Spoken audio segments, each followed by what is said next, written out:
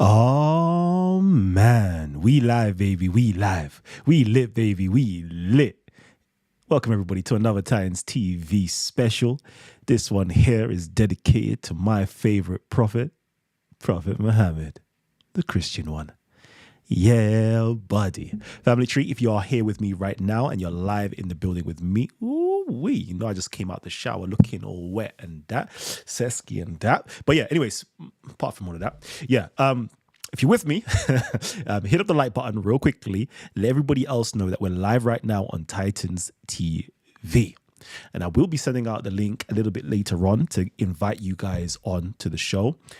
This is going to be a spicy one, okay? So before we do start, I'm just going to wait for you guys to trickle in. Yeah, just start trickling in.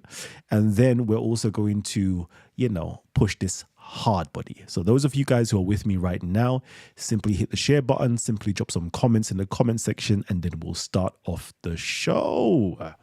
Yeah, buddy. Imagine.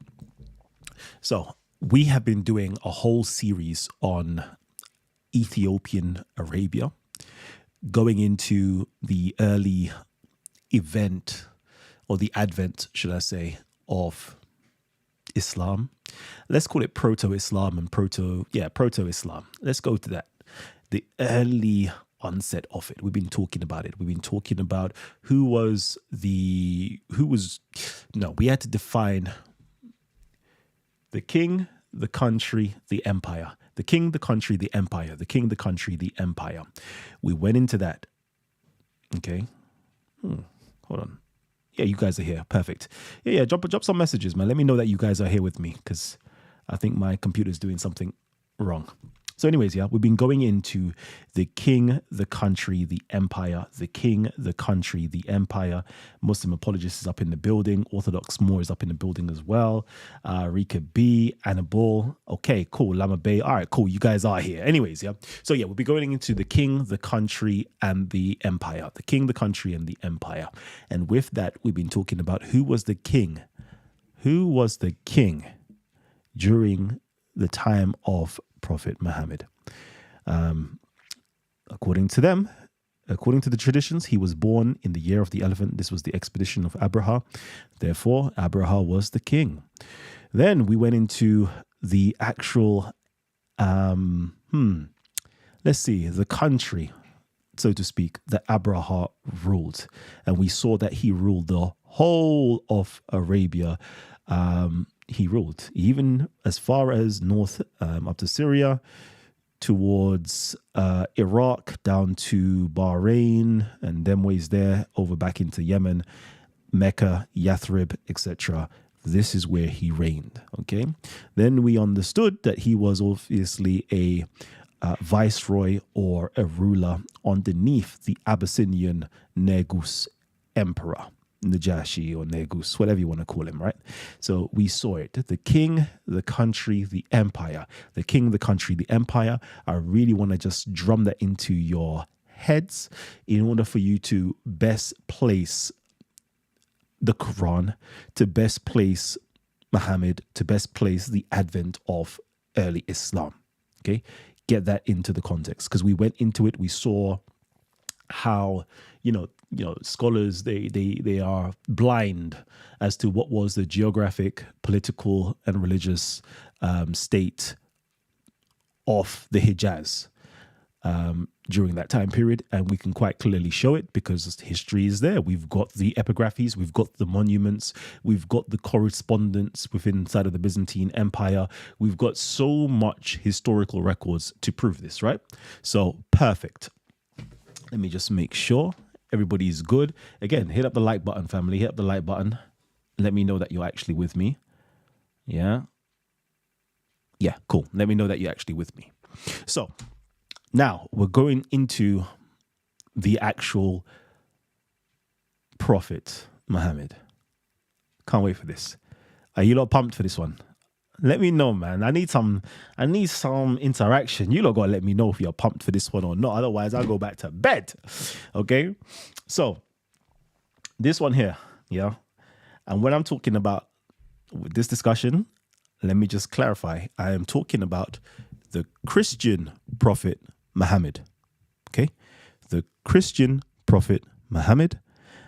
I am not talking about the Muslim prophet Muhammad. Okay? There's two Muhammads that we're discussing today. Okay? Christian prophet Muhammad and Muslim prophet Muhammad. One is said to predate the other, i.e., the Christian prophet Muhammad is said to predate the Muslim prophet Muhammad. But today we're going to be talking specifically about the Christian prophet Muhammad. Although they may sound the same, they may look the same, but supposedly they're not the same. Okay? That's what I'm going to tell you. They're not the same. Because I don't want to offend anybody out there. But the same breath, right? The same breath. Would you, actually, to my Muslims, let me ask you this question. Would you be offended if your prophet was a Christian? If Muhammad, of the traditions of Islam, was a Christian, would you be offended? That's my question to you. Okay? Now, I want to drop you something. Before I do go in, I want to just drop you this quickly. Can I share my screen? Yes, I can. Can I share my screen? I said, yes, I can. Can I share my screen? Yes, I can. Cool. Let me share this with you. And this is not who I'm talking about, by the way. But I'm just saying, even if it was Christian Prophet Muhammad, was the Muslim Prophet Muhammad, you shouldn't feel offended. Because even Ibn Kathir, in his book, Sirat, Volume 1, page 284, he says that the scholars were in difference about what religion Muhammad was. So there it goes. The scholar differs over the devotion to prayer of the Prophet before his mission and whether he was following some religion and what that was. Some say that it was the religion of Noah. Others suggest that of Abraham, it being the most similar as well as the most powerful. Others say that of Moses, yet others that of Jesus. Others say that all that is established is that he did have a religion and that he followed and observed it. Okay? So, Muslims, scholars, were having a debate, discussion, a preponderance of what religion that Muhammad followed. So for me to even, for you to listen to this and you see Christian Prophet Muhammad and you feel offended with your own scholars first, right? Feel offended that they believe that Muhammad had a religion and he observed it. And some actually did believe he followed the religion of Jesus. Not me saying it. This is what I'm always going to do, like a real good scholar. I'm just going to hide behind the sources. I'm not going to tell you this is my thoughts. This is your scholar's thoughts. Just putting it out there. Okay? So let's get back to our regular scheduled program. And let's get at it. But yet again, I'm saying I'm not talking about the Muslim Prophet Muhammad just right now. I'm talking about the Christian Prophet Muhammad. Oh, man. So let's have fun. I was going through this. I was going through this and I thought it'll be easier for me to do this presentation or talk about this topic if I just go back to some of my old school notes. So I'm going to go to my old school notes.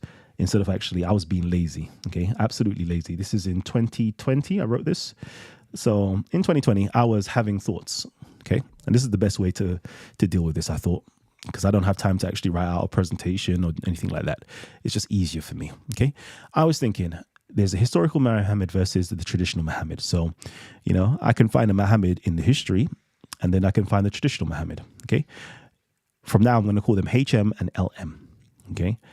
So historical Muhammad is my Christian Muhammad, and then LM is the Muslim version of Muhammad. So I was like, right, if HM exists, and there's either HM exists and LM exists, or HM exists and LM doesn't exist. HM doesn't exist and LM does exist, neither existed. This is all the I was just wondering about the historicity of this individual. And I was like, all right, storytellers borrowed accounts. And I was like, did the storytellers borrow accounts from the historical Muhammad to create the legendary Muhammad? Storytellers knowingly or unknowingly mix accounts of historical Muhammad and legendary Muhammad. Storytellers didn't mix or merge accounts of historical Muhammad. Legendary Muhammad is either a fabrication, a real person, or an amalgamated semi-legendary person. So I was thinking, these are my thoughts. I was just, having thoughts, just considering certain ideas. Is the Muhammad of Islam fabrication, or is he a real person? Or is he an amalgamated semi-legendary person? I was thinking, okay, cool. So I said, you know what? Let me create a methodology to actually ascertain the answer to this question. Let me collect and list the essential facts known of Muhammad, then cross-reference known facts with available historical sources. Cardinal sources are Quran, epigraphic, documentary and archaeological evidence, contemporary and near-contemporary non-Muslim accounts, Arabic literary sources. And then I'm going to take a layered approach. Cardinal sources must be viewed as complementary rather than mutually antagonistic layers of historical evidence. Cool. Okay. I hope you're with me, guys. Hope you guys are with me. Sorry, let me just take this. Let's get on here. Cool. All right. So it says here, premise 1. And then this is me going through the records. And I'm like, all right, cool. I can find something of a certain individual. Okay. And I'm going to just drop it down to you right now. Premise 1, K's in the Islamic. Whoo, this is where it gets nice. I'm not even going to correct it because it's going to change. All right. K's in the Islamic tradition is one and the same person as K's in the historical records of Procipius, Nonnos, and Photius. Premise 2.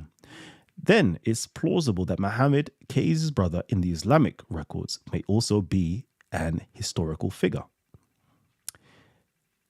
This is my premise. And this may not make no sense to you, but this is where my brain was working. My brain was brimming at this time, okay? It's gonna get good. Don't worry about it. Okay. It says here, Noldeck and Bosworth seem to come to the same conclusion as I posited in the notes section of Tabari Volume 5. Page 222.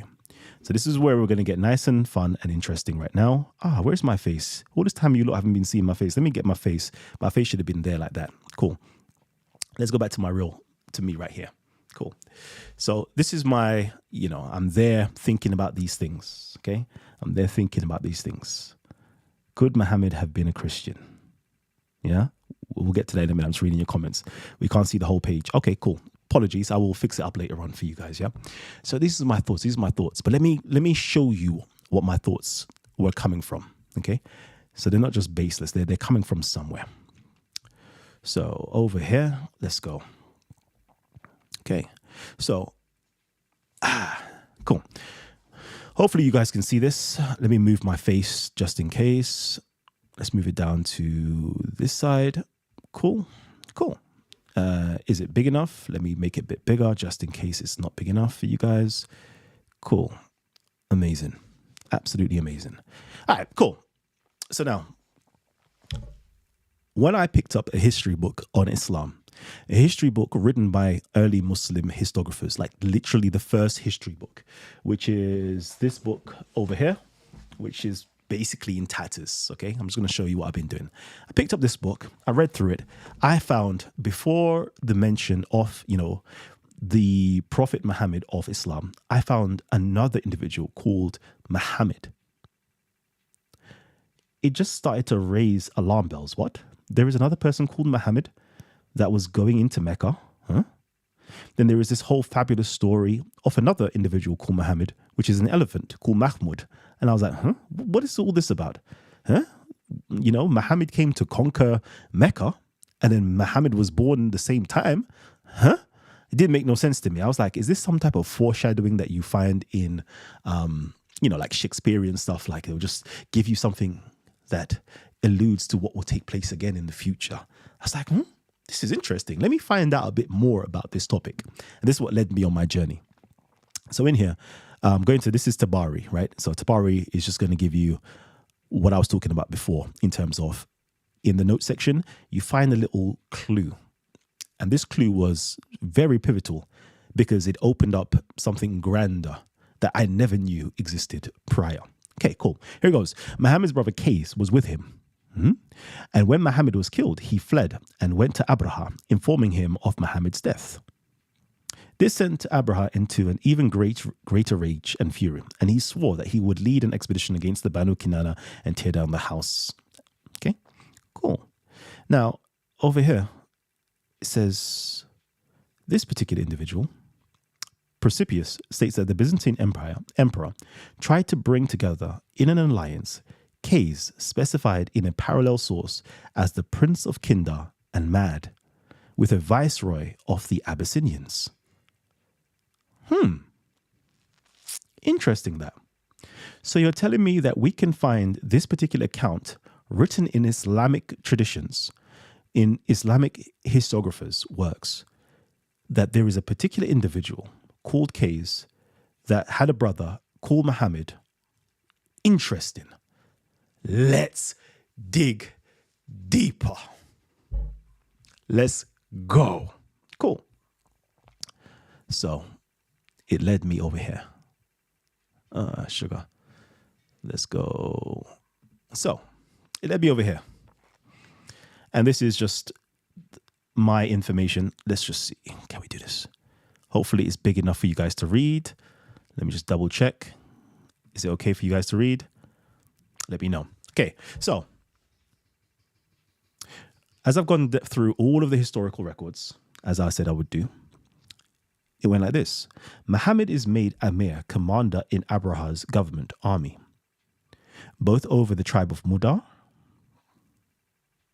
and Kinder, I think it should have said. No. Kays was prince of Kinder and Ma'ad, according to Nonnos. Yet he was a fugitive during the reign of Phanius, according to Procipius.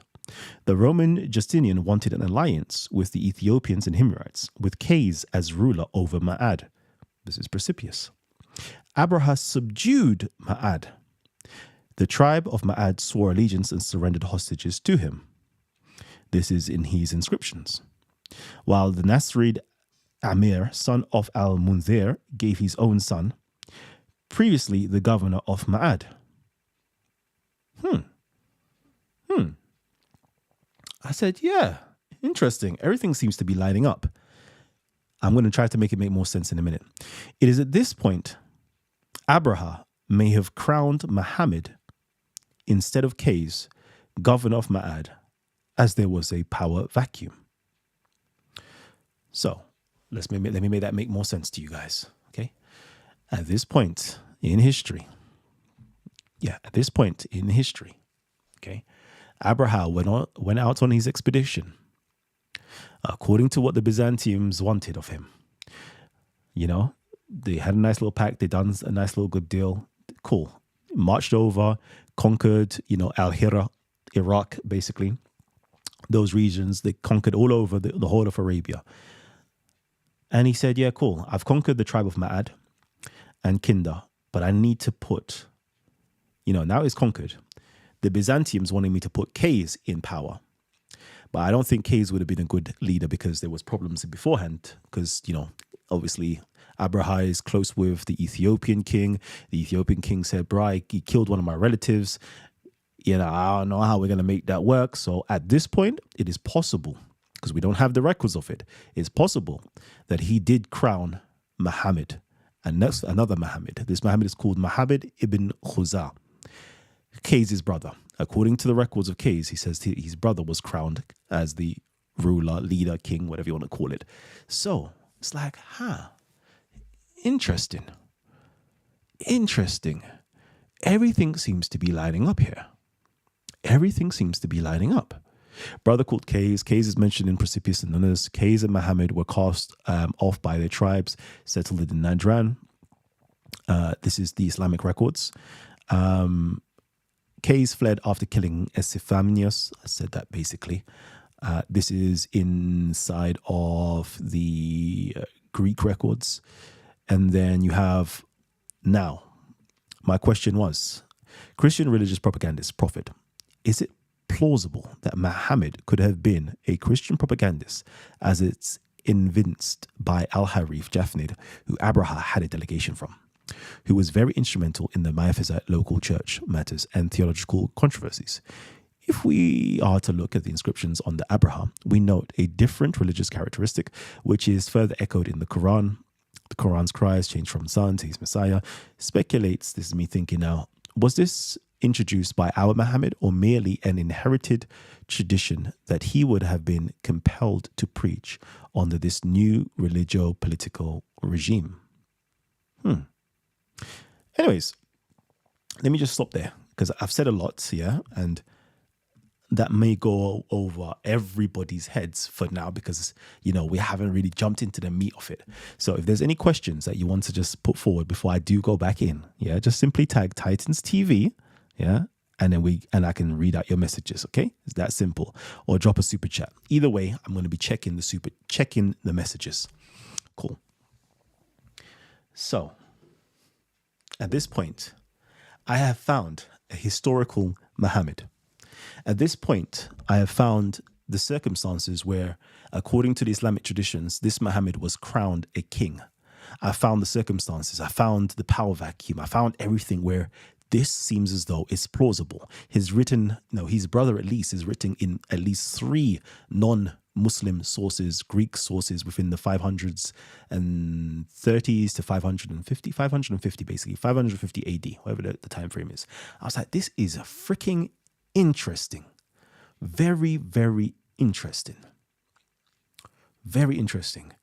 Then when we go further into the Islamic traditions, we find information that only scholars of this day and age, based upon archaeology, have discovered. And I'm like, mind-blowing. It's actually mind-blowing, but we're going to get into it, okay?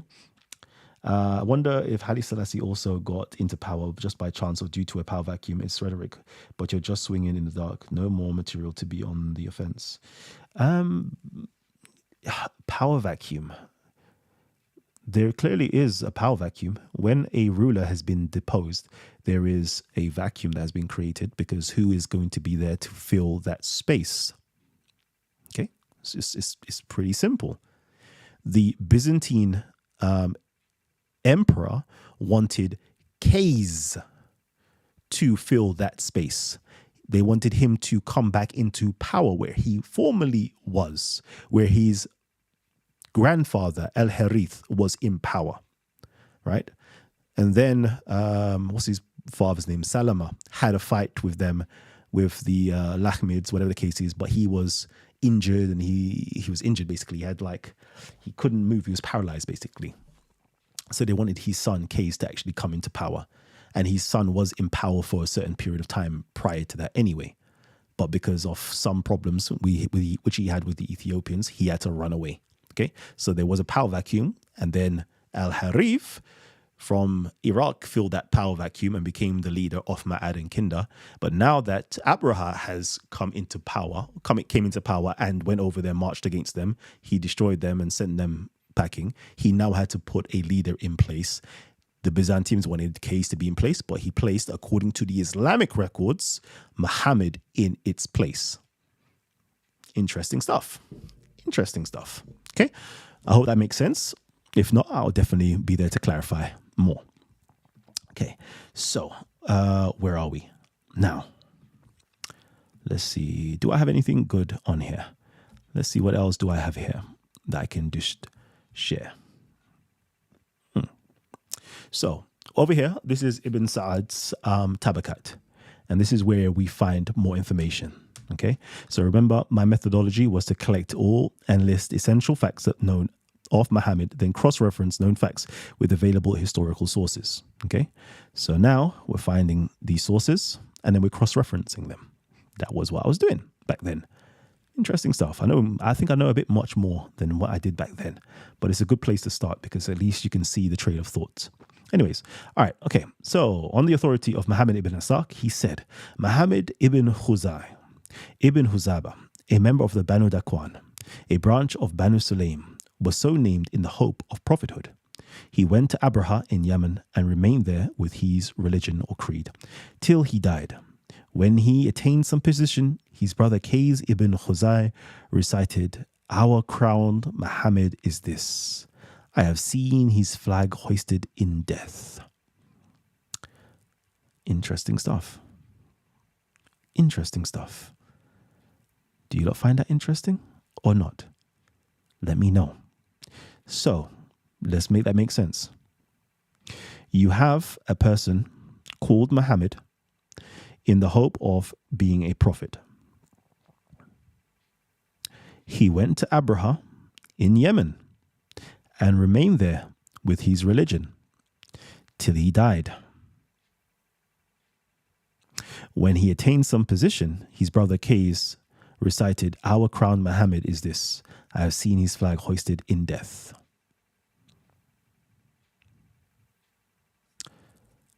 Let's see. Cool.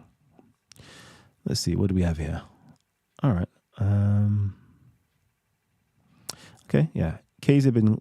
Let's just see what I've got here. With him, also his brother, with Qais ibn Khuzai. Ibn Ishaq also says that Abraha reportedly crowned Muhammad ibn Khuzai and appointed him as the commander of Muda. So this is where it gets interesting, you see, because if you go into the Greek records, the Greek records stated that, for those of you guys who don't know, Mudar and Ma'ad is basically the same thing. It's basically the same tribe. If you just type in Mudar and Ma'ad, I don't know, can I do that? Can I do that right now? Let's see, Mudar, Ma'ad. There you go. There you go. Okay, Yemen. Okay, Ma'ad of Yemen, great grandfather of Mudar. Depending on what time period, these mixed Arabs groups were customarily referred to as Ma'ad, Nizar, or Mudar. Okay, so we can see that Ma'ad and Mudar were, often mixed. Like you could say Ma'ad or Mudar, and they basically meant the same thing. I don't know if you can see my screen. Yeah, you can see my screen. Cool. So we have it in the, the other records, that Qais was supposed to be the ruler of Ma'ad, right? Abraha took over Ma'ad. Cool.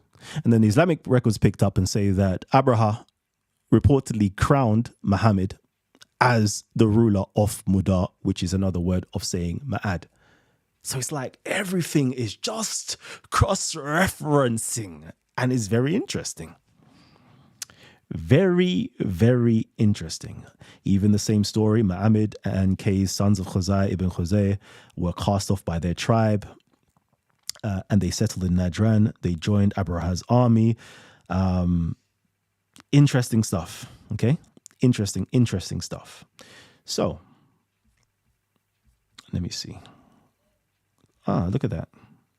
Look at that. This is this is Nonnos' records. I think it's Nonnos' records. So we could even go here. Look at that. It's perfect. Look at that. I even have it all here. I didn't even know I had it all here. Let's see. Read the history of Nonnos, containing the description of his embassy to the Ethiopians, Amorites, and the Saracens, then a most powerful nation, as well as to the eastern peoples. At this time, Justinian was emperor of the Romans, and Cassius, chief of the Saracens. This Cassius was the grandson of Aristus, himself a chief, to whom Nonnos' grandfather was sent as ambassador during the reign of Anastasius. To conclude a treaties of peace, Nonnos' father, Abramus, had in like manner been sent on an embassy to Almanduros, chief of the Saracens during the reign of Justin, and so forth. Let's see quickly. Two Roman generals who were prisoner of war. Cassius, to whom Nonnos was sent, was chief of two of the most illustrious Saracen tribes, the Hindai and the Ma'adini. Okay, so it's letting you know. Before Nonnos was appointed ambassador, his father had been sent to the same Cassius by Justinian and had concluded treaty peace on condition that Cassius' son Muawiyah should be taken as a hostage to Byzantium. Imagine that. And then, there was another Muawiyah that actually started to rule Byzantium area, the Palestinian area. But that's another story for another day. Anyways, after this, Nonnos was entrusted with a threefold mission to Cassius to induce him, if possible, to visit the emperor, to Elebassus, king of Axumites, and the Amorites, and to the Amorites. Axum is a very large city and may be considered the capital of Ethiopia. It lies more southeast than the Roman Empire. Nonnos, in spite of the treacherous attacks of tribesmen, perils from wild beasts, and many different and dangers on the journey, successfully accomplished his mission and returned safely to his native land. He relates that Cassius, after Abramus had been sent to him a second time, set out to Byzantium, having previously divided his chieftaincy between his brothers Ambrose and Yazid. He brought a large number of his subjects with him and was appointed administrator of Palestine by the emperor. So we also find out that Case has brothers, according to the Byzantium records. Amir or Ambrose and Yazid. Interesting. Very interesting. And he's got a son called Muawiyah. Interesting. He brought a large number of his subjects with him and was appointed administrator of Palestine by the emperor. So this same case, see how the plot just thickens right there, you know? The plot thickens for me. Let me do this. Let me open this up again. So again, right? We have historical records of this particular individual who was the brother of a Prophet Muhammad, who was a Christian, who was later on, let me see if I can find it, who was sent out as a propagandist for Abraha. Let's just get you all the facts first before I get you guys in to talk some talks. Okay, let's see if we can do this.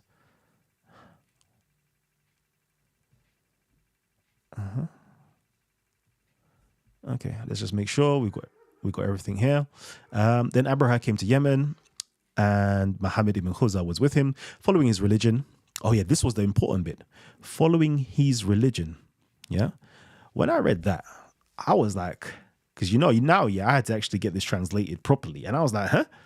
So you're saying that this particular Muhammad was following Abraha's religion? Like, we know he is a Christian already, but why are you saying following his religion? And then obviously we came to find out that Abraha created a new form of religion, a new form of Christianity, or Christianity that diverged from the traditional Ethiopic version or Ge'ez version or Eastern Tawhid or Orthodox version of Christianity. He had a slight divergence. And that slight divergence had everything to do with the Christology. And then, of course, we shown the other day that the Christology, according to the scholars, I brought two scholars to you guys actually, that same Christology we can find within inside of the Quran today. Right? Everything. Interesting. When he was buried, his brother Qais ibn Khuzai said, "So that one with the crown from among us is Muhammad, and his banner flutters in the midst of the death." Cool. We've read that before. And let's keep on going. Then Abraha crowned... See, let's keep on going. Then Abraha crowned Muhammad ibn Khuzai and appointed him as the leader over the tribe of Mudar. See, this now gets interesting. Yeah? Because we see that Abraha is now the kingmaker or the leader maker, whatever you want to call it, because he crowns Muhammad, appoints him as the leader over the tribe of Mudar.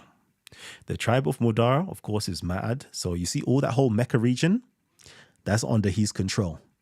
Abraha appoints this particular individual as the leader over Mecca and all of that region. Okay? He ordered him to go among the people, yeah, and do what? See, my Arabic speakers, yeah, know exactly what this is, yeah. We have them at Speaker's Corner. Da'is, inviters, callers to the faith. Yeah. So he ordered him to go among the people and invite them to perform pilgrimage to Al Qulais. Okay. This is like a Kaaba. This is like a church. This is like a sacred building. All right. Very interesting. Very, very, very interesting. Cool. Let me see, is there anything more I wanted to put? Muhammad ibn Khazar, and he was in the army of Abraha along with the elephant. So far, through this year, we understand that this person was not just a leader, okay? He didn't just have political rule, this Muhammad. He also had what? Commander rule, military rule. And not just that, he also had a religious rule. He was inviting people and calling people to the faith of Abraha. And it's also stated that he was a prophet. Four things that we're just bringing up right there. Now, I don't know about you guys, yeah? But I'm not saying anything, but I'm just saying it sounds pretty much similar to another person, don't it? Another prophet called Muhammad that was also a prophet. Also was a preacher that was inviting people to his religion and inviting people to make pilgrimage or Hajj to a Kaaba as well. Interesting. Who was also said to be a political figure in Medina. Interesting. Who is also said to be a military leader also. Very interesting stuff. Very, very interesting. I don't know about you, yeah, but when I see these parallels, I find them very interesting. What do you guys say? What do you guys say? And mind you, this Muhammad, we find in history. Very interesting. Anyways, what I'll do right now, yeah, because I didn't plan enough, I'm going to invite you guys into the show so we can actually just chop it up. And then if there's any questions, like, you know, can ask away, and then we can get a better show rolling. Yeah, let's do that. Okay, enter studio. To the stage. 1 second. Do. Yeah, that's perfect. Cool. So let's invite you guys. Copy this. Live stream. And then let me read your comments while we're here. Whilst we are here. Huzaiba was not Banu Hashim. This is a distinct individual from the Prophet. Yeah, I never said he was. But it's very interesting. Do you know what's interesting? You know what? Let me tell you something. Something that links them two together. Let's see if I could bring up Ibn Ishaq. Let's see if I could bring him up.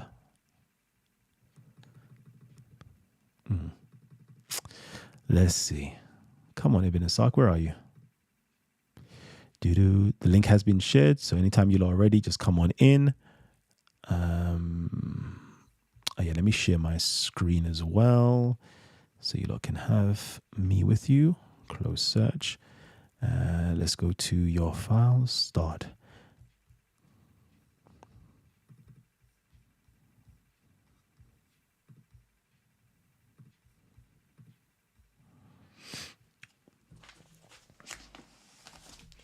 Okay, let's go to page 641.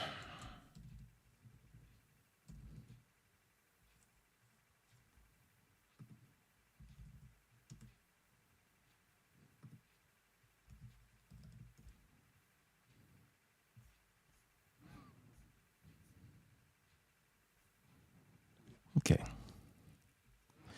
All right. You know I'm here to just trigger people as well, yeah, mind you. All right, cool. Now, over here, yeah, we have Al-Ash'ath ibn Qais. Qais. Comes with the deputation of Kinder. Al-Ash'ath ibn Qais comes to the apostle with the deputation of Kinder. Al-Zuri told me that he came with 80 riders from Kinder. And they went into the apostle in the mosque. They had combed their locks and blackened their eyes with coal. And they wore stripped robes bordered with silk. The apostle asked them if they had accepted Islam. And when they said they had, he asked why this silk was round their necks. So they tore it off and threw it away. Then Allah said, "We are the sons of the eater of bitter herbs. And so are you." You don't know who the ear of the bitter herbs are? Do you know who that is? I'll read a bit more.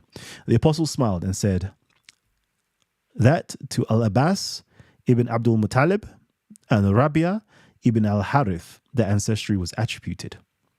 These two men were merchants, and when they went among the Arabs and were asked who they were, they would say that they were sons of the eater of bitter herbs, taking pride in that because Kinder were kings. Then he said, "Nay, we are the sons of Al-Nidhr ibn Canaan. We do not follow our mother's line and disown our father." Cool. I want you to hold that for a hot second, yeah? I'm going to hold that for a hot second. Let me see who's joined us real quickly. Cool. Because it's going to get interesting real soon. Okay. 1 second. Cool. We're going to go to page, what page are we going to go to? Because we're going to get interesting. 651 or 787? 787. Let's go to 787. Yeah, 787.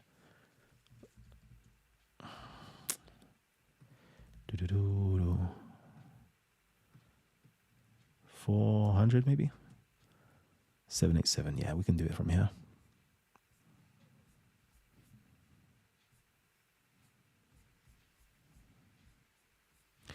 You know I like to have some fun. There we go, 787. All right. Oh no, this ain't Numty. It's 896. But we're not on 787 yet. Okay. There we go. All right, cool. I found this very interesting.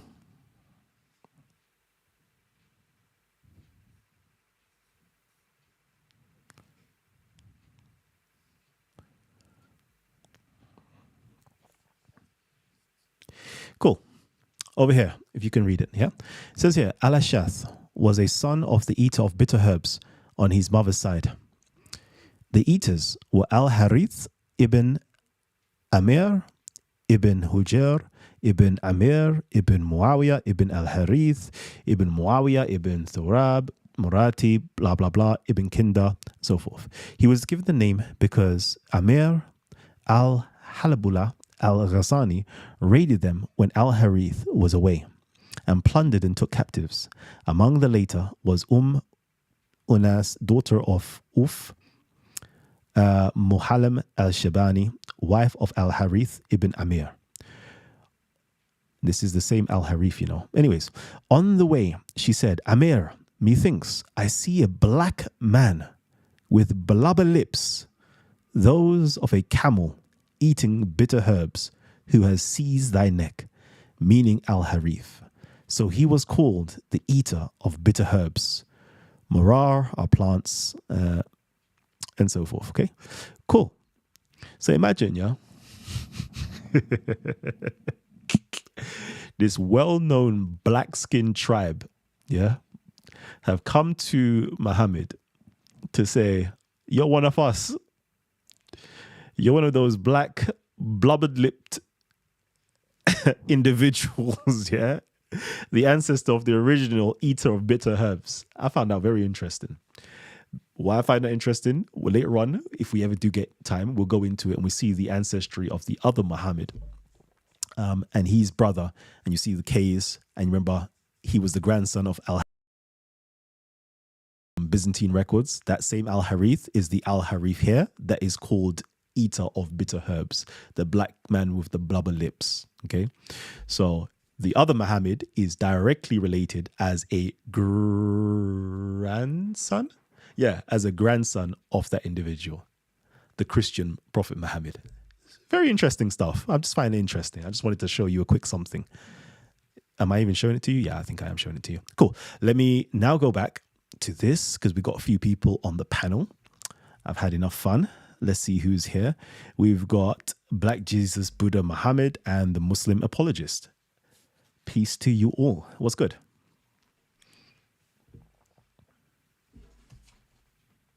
Yeah, hello. Yes, Can you hello. hear Hello. me? Talk to me.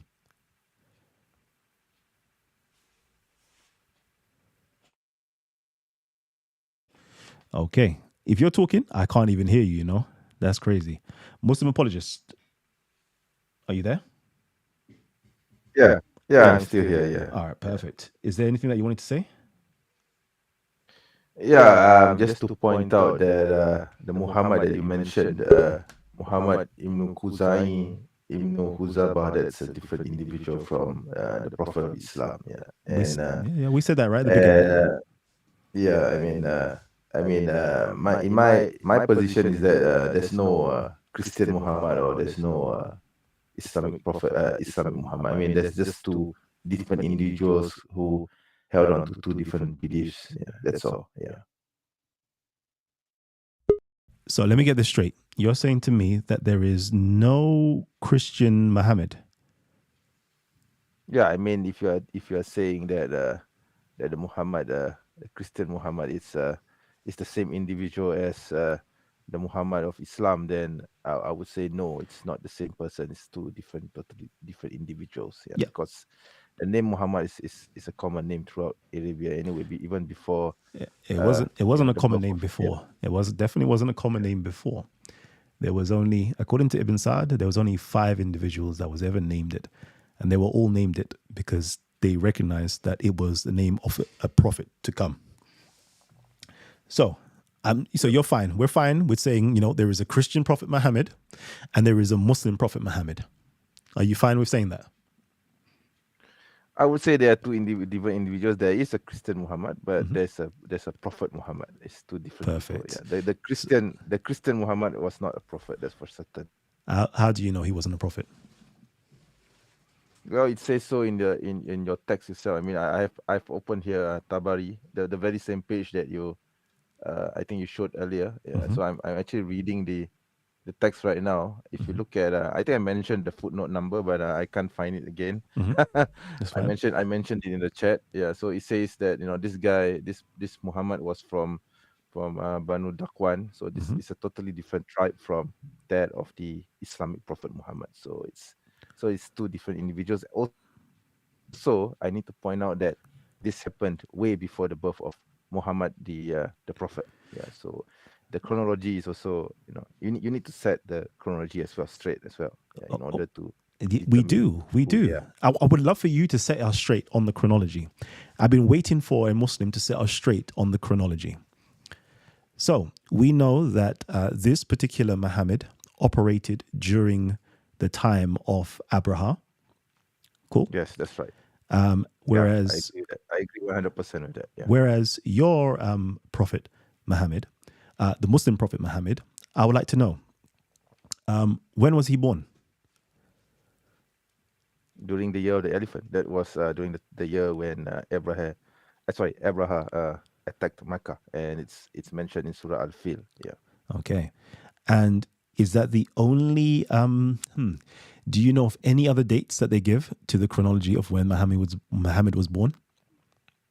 Not to my knowledge, unfortunately, because I don't study this deeply. I'm more into the history after the birth of the Prophet. Yeah. You should study. That's probably my weakness as well, because I don't really study pre-Hijri Islam. Yeah. What if I tell you that there is records that Muhammad was born 30 years before the year of the elephant?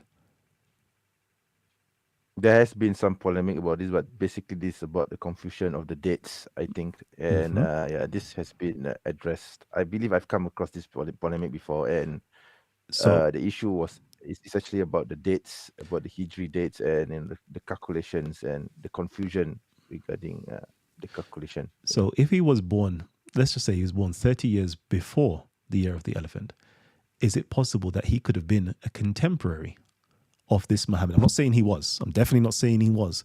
But is it possible he could be a contemporary of this Muhammad too? Well, I don't hold on to the idea that he was born 30 years before the year of elephant. There's no. So you believe he was born? You believe he was born in the year of the elephant, right? Yes, that's right. But let's say we go with your theory. Go ahead. Yeah. Let's assume we go with your theory, right? Okay. Let's assume that this that Muhammad, the prophet, the prophet of Islam, whom I believe to be a prophet, was indeed born, 30 years before the year of the elephant. And I'm not saying I agree with that position. Okay, that's just hypothetically here, all right? Yeah. But then there would be some contrasting differences between this Muhammad and the Muhammad that you mentioned, which is Muhammad ibn Khuzai ibn Huzabah, because clearly the records say that this Muhammad ibn Khuzai ibn Huzabah was born of the tribe of Banu Dakwa, and that's a different tribe from. We're not saying they're the same. We're not saying they're the same. Yeah. There is the Christian Muhammad, and then there is the Muslim Prophet Muhammad. Okay, one is said to be before. One is said to be before the other. Go ahead. Yeah, sorry, I was going to say that you also need to. I think you know this already, that these people are on opposing side. Let's assume that the Prophet was indeed born 30 years, right? So if let's say assuming that they were contemporaries, then they would be on opposing sides of the fence, because on one hand we have Banu Hashim, who was defending Mecca, and the other side is Banu Dawah, who was aligning with Abraha, who was attacking Mecca. So how could they be the same individual, you see, or how could they be contemporaries of each other for that matter? So you're saying how could they be contemporary? No, you're not asking it. Being contemporary doesn't make any sense. You mean they must be in opposition with one another. That's right. Yeah. Okay. Yeah. And because why would they be in opposition with one another? Because because Abraha wanted to attack and destroy the Kaaba, whereas the Banu Hashim are defenders of the Kaaba. They are the natural protectors of the sanctuary, right? So Abraha wanted so from the records itself, from Tabari itself, we know that Abraha wanted to destroy the Kaaba because no one wants to come to Sana'a to go to make pilgrimage to his own structure, right? And he was upset that no one that the people of Arabia at the time were more favorable to I hear you. Let me open it up anyway. Visiting to Let me open it up. So we've got Isa, and then we've got Black Jesus, Buddha Muhammad 33X. Whoever wants to speak next. Yeah. Peace and blessings. You know what I'm saying? Shout out to Titans TV. Brothers, good to see you back here. And keeping the conversations running, man, because we over here in the West, the Muslims in the West are thirsty for a connection or Islamic representation. This is Black Jesus Buddha Muhammad coming out of the East Coast of America, Washington, D.C. Just wanted to join the panel with the brothers from England, wanted to be able to contribute. So, I just want to lay a premise. And the premise is this, that there are over 70-something sects in Islam. And so when we're coming from the perspective, speaking about the biography, the history, the timeline of Islam, we have to know and make it clear for the audience and the people on the panel what particular sect we're coming from. Now, me, RGY Political Party, we represent the continuation of Malcolm X. You see, Malcolm X was on a journey when he came back from Africa, and he had been initiated into a priesthood. Though nobody talk about that, but the man had a turban on, wrapped up like them West African Muslims. And I've been studying a lot of their Islam for over 10 years. So I've gotten a new kind of information that hasn't been properly put out there on the platform. So I just want to say, in terms of the conversation, I'm going to be coming from a more Malian, West African, Nigerian type of dissertation. So that's what I wanted to say. I think that I'm grateful for Titans TV. So let's get it on.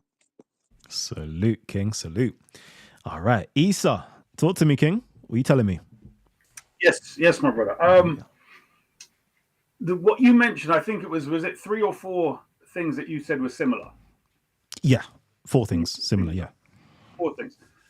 Would you not agree that any person, because do you also agree there were many religious sects in Arabia, all over the place? There were people claiming to be prophets and stuff in Arabia, throughout Africa. Mm-hmm. Was this not a normal thing? Mm-hmm. Okay. So therefore, these 4 similarities just go with that particular thing. So you could say that about many people, right? Go ahead. Would you agree? You could say that about many different... It's just part and parcel of whatever that political movement is. I don't know about that. It goes with it. I don't know about that. So what were the 4 things? Okay, so technically there's more than 4 things, yeah?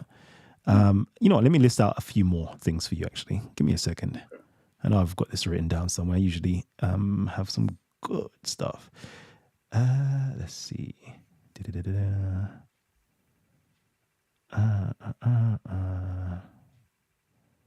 Can I make a quick comment? Yeah, go ahead. Yeah, 4th Dynasty, I would like you to come on the panel and justify what makes me not a Muslim. I am a Muslim, and I believe in Allah and the Holy Quran and the beloved Prophet Muhammad. So if you're trying to discredit my Islam, you're going to have to come up here and do it in front of the people. If not, you're a hater. Thank you. Okay. So let me give you them, yeah? So number 1, both were associated with prophethood. Both had their own creed or religion. Both carried out religious propaganda. Both was persuading people to make Hajj to a Kaaba. Both was cast out by their tribe. Both was made an expedition against Mecca. Both migrated to Ethiopian territory, or had their followers migrated to Ethiopian territory. Both had a great relationship with, an Ethiopian king, and both was crowned and made military leaders.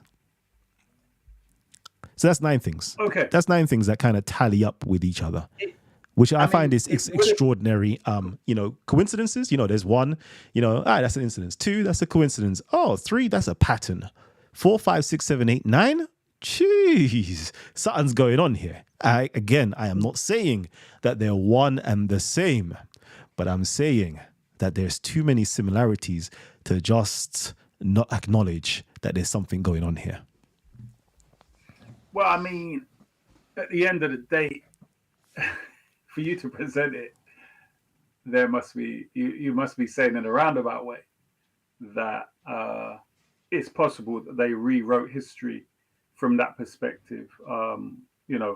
Being the previous one, to disconnect, as they like to do all the time, with anything to do with black people, Ethiopia and Yemen.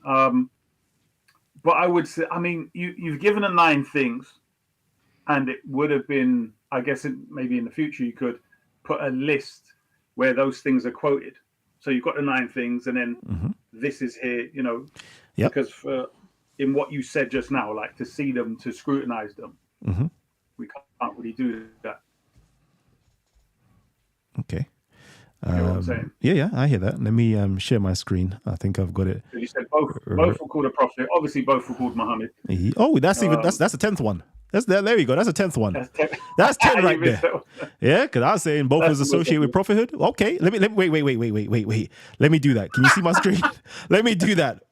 Both were called Muhammad. Okay, let's do that. So, both were called Muhammad. Both were associated with prophethood. Both had their own creed. Both carried out religious propaganda. Both persuading people to make Hajj to a Kaaba. Both was cast out by their tribes. Both made an expedition against Mecca. Both migrated to Ethiopian territory, or had their followers migrated to Ethiopian territory.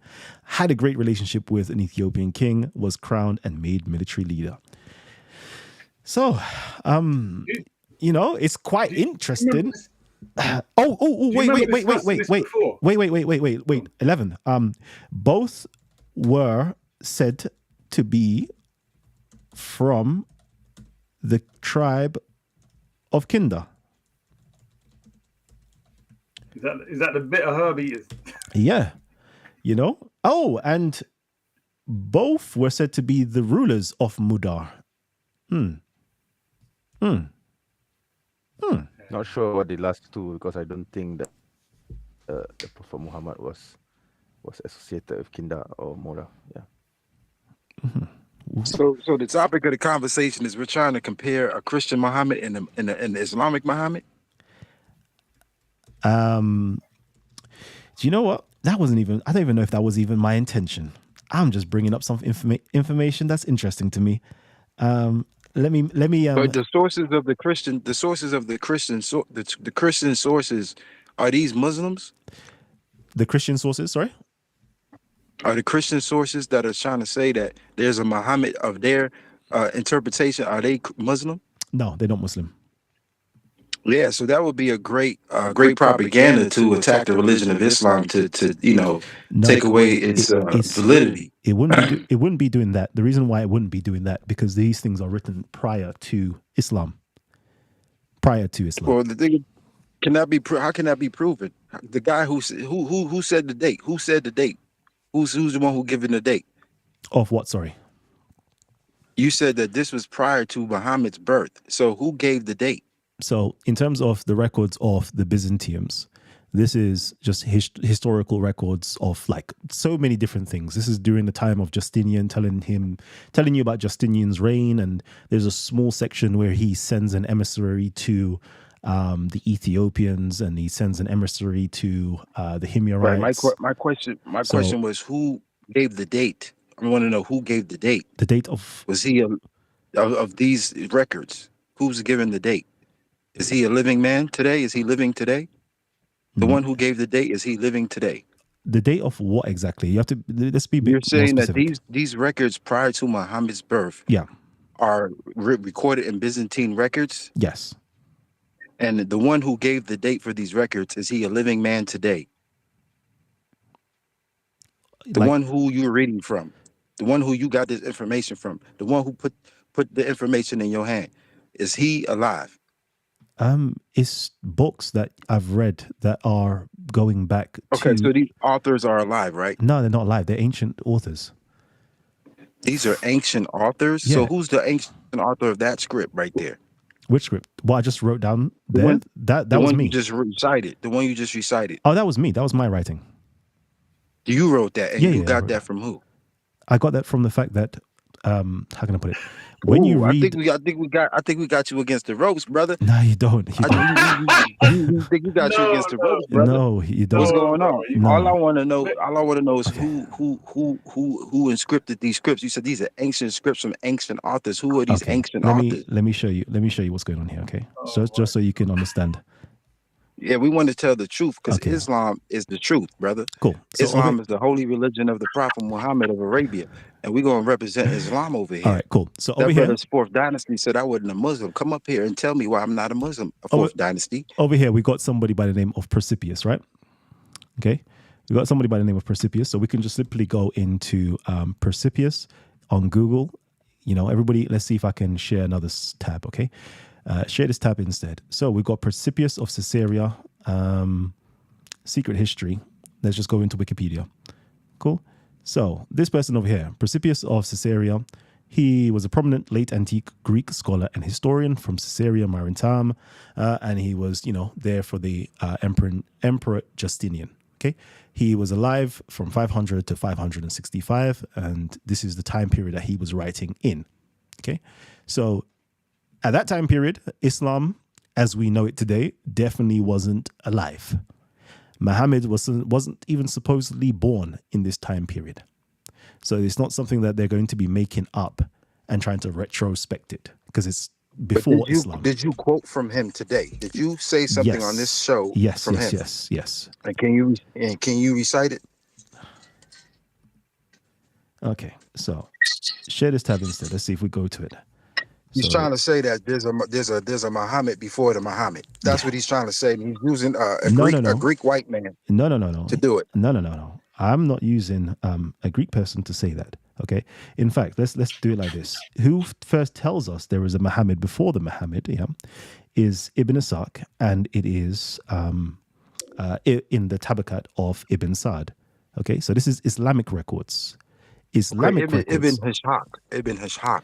Okay, you do know that he's a Sunni man, right? I think I think he might even have some Shia tendencies. He's not accepted amongst the Tijani. He's not accepted amongst the Qadariya. He's not accepted amongst the Fudiwa. He's not accepted amongst the Nation of Islam. He's not accepted amongst the Moorish Science Temple. We don't recite him. We don't quote from him. Okay, so there's many different sects. There's many different sects in Islam. That's fine. And we gotta respect every. What biography do you use? That's fine. So where'd you get your history? Again, brother? What biography do you use? The Prophet. What biography? The biography that I use is coming from Imam Ali. I come from the Balagu, the Naqju Balagu. I get it from the cousin. I go directly to him. Imam Ali. Yeah. But the Najl Balaga, as you were trying to say, that is not a seerah of Prophet Muhammad. Yeah. Oh, according to who? You? I got it. I got like 5 of them, bruv. Stop it. But I'm telling you, according to you though. But who said that? You said that? Are you Allah? Brother, wait, listen. I've got the book. Several copies. Don't do no blasphemy, brother. Don't do blasphemy. You trying to say that that's not a seerah? What is a seerah? Who justifies what a seerah is? I said biography. Listen carefully. I said I'm listening, brother. Biography, okay? It is not. Najl Balaga is not a biography of Prophet Muhammad, peace be upon him. So, according to who? You? According to anyone, bruv. No, according to you. You just ignorant. You ignorant. You. Let's move on. Let's move on, Isa. Let's move on. Okay. Okay. All right.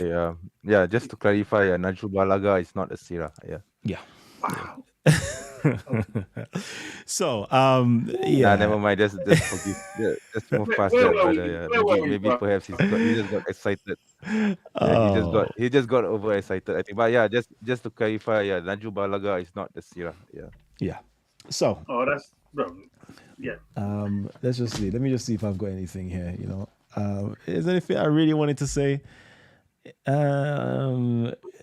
Okay. You were given that list Yeah. about similarities. Yeah. So, given the list about similarities, about how, the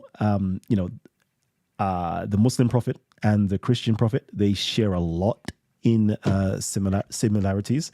And I think my initial thing was, did the storytellers borrow accounts from the Christian Muhammad to create the prophet Muhammad? Is that what happened?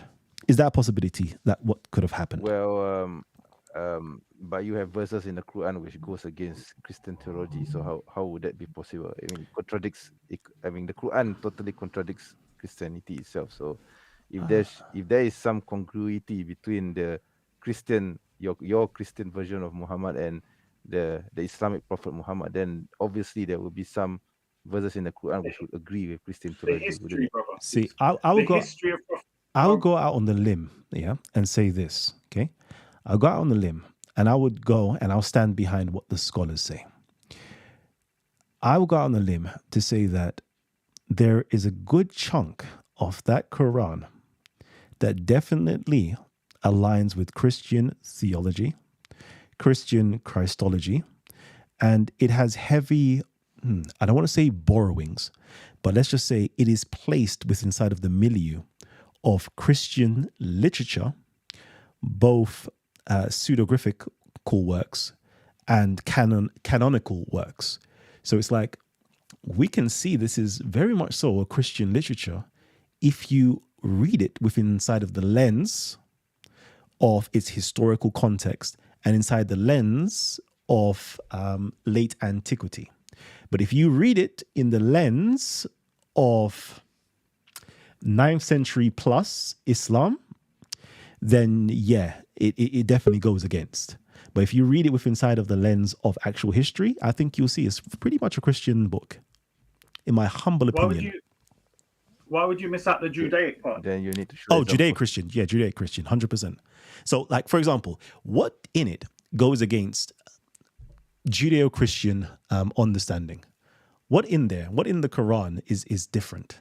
Because when I read Judaic works, Christian works, pseudographical works, I'm like, cool, I can see where the Quran is, I don't want to say borrowing yet again, but let's just say it's using it as a subtext to what it's saying. If you are coming from a Jewish or Christian background, you will appreciate the Quran more than Muslims that don't understand the Jewish and Christian context of what's been said. But isn't that one? The Quran is saying that. I know that it is restating and confirming. Mm-hmm. But it's also correcting as an overseer. So stating, let's say, the important points for the people moving over to the new system of living called Islam, or the Islam of the Quran. So you have to tell me. You have to tell me, what does it correct? What does it correct? Okay, so for instance, the correction would be the idea that Allah begot a son. Mm-hmm. Yes? Mm-hmm. That would be something in which a lot of people in that time where you had the crazy Catholics, Orthodox, and all kind of crazy rituals they were doing back then, it was to outdo all of that. Do you know what I mean? That's one. And then you had the Judaics, which was, priest, rabbi worshipping systems. Yeah, obviously the Sunnis and some of the Shias took on the same system. But yeah, it basically fueled another mushrik system, another polytheistic system in which men became the equivalent of the gods of the past. Yeah. So I would say this to you. Does the Quran go against Judeo-Christian teachings? Yes.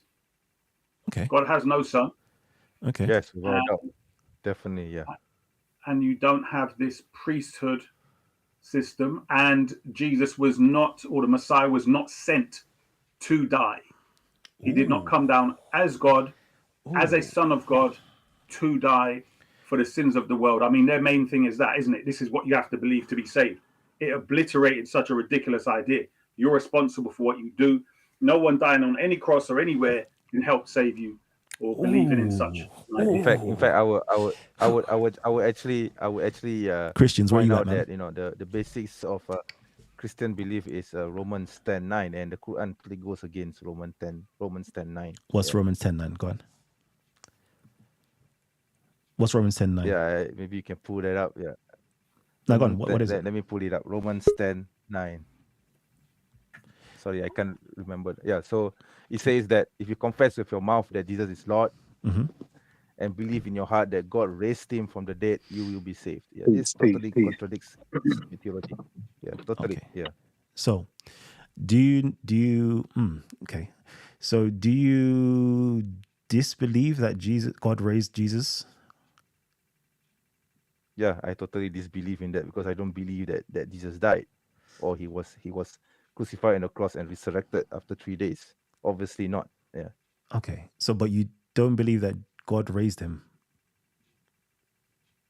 I believe that Jesus was saved and ascended to God. Yes, but not. So you do believe that God raised him then?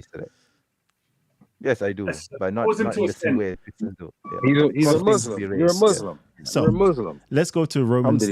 Let's go to Romans 10. KJV. Let's do that real quickly. I shouldn't even be doing this because now I'm having to be a Christian. Romans 10. Romans 10. Okay, and Romans 10. Where? Sorry. Romans chapter 10, verse 9. Verse 9. Okay, cool. Let's do this real quickly.